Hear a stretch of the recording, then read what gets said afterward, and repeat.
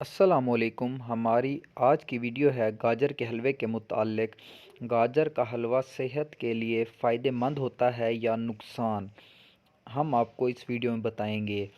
موسم سرما میں پاکستان کے مختلف مقامات میں جو سوغات ہر گھر کو سب کو پسند ہوتی ہے وہ گاجر کا حلوہ ہے۔ انتہائی لذیذ ہونے کے باوجود یہ صرف موسم سرما میں بنایا جاتا ہے۔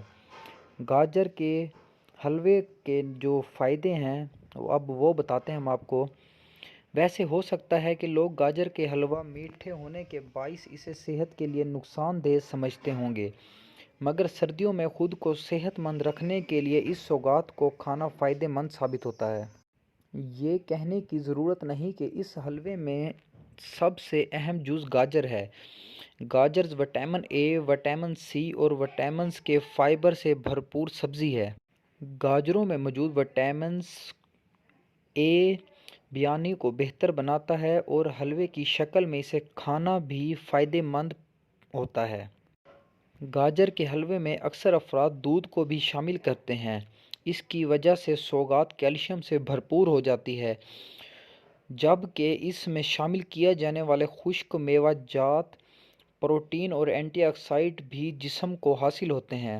اس حلوے میں شامل کیا جانے والا دودھ انسولین کی صحت مند سطح کو سپورٹ کرتا ہے، جس سے خلیات کے لیے بلڈ گلوکوز کو جذب کرنا آسان ہو جاتا ہے، جس کا میٹھے کی خواہش کم ہو جاتی ہے۔